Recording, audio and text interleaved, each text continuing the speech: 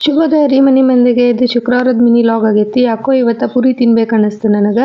ಹಾಗಾಗಿ ಮಮ್ಮಿಗೆ ಪೂರಿ ಮಾಡ್ಕೊಡು ಅಂತ ಹೇಳಂದೆ. ಪೂರಿ ಜೊತೆ ತಿನ್ನಕ್ಕೆ ಇವತ್ತು ಆಲೂಗಡ್ಡೆ ಪಲ್ಯ ಆಮೇಲೆ ಬೆಟ್ಕೆರೆ ಚಟ್ನಿ ಮಾಡಿದ್ಲು. ಬೆಟ್ಕೆರೆ ಚಟ್ನಿ ಭಾಳ ಮಂದಿಗೆ ಗೊತ್ತಾಗತೈತಿ ಈಗ. ಮೇ ಬಿ ಗೊತ್ತಿಲ್ಲ ಅಂದ್ರೆ ಕೇಳ್ರಿ, ಅದ್ರದ್ದು ರೆಸಿಪಿನ ನಿಮ್ ಜೊತೆ ಹಂಚ್ಕೋತೇನಂತ. ಟಿಫಿನ್ ಮುಗಿಸೋ ಅಷ್ಟೊತ್ತಿಗೆ ಅಂದ್ರೆ ಮಮ್ಮಿ ಶಾವ್ಗೆ ಹೇಳಿದ್ಲು. ಶಾವ್ಗೆ ಬಂದ್ರು. ಬಿಸಿಲಂತೂ ಹೆವಿ ಐತ್ ನೋಡ್ರಿ ನಮ್ ಕಡೆ. 5 ನಿಮಿಷ ಒಣಗಿಸಿದ್ರಾತ ಅಂತ ಹೇಳಂದ್ ಇವತ್ತ ಅವನ್ನ ಹೊರಗೆ ಹಾಕಿದ್ವಿ.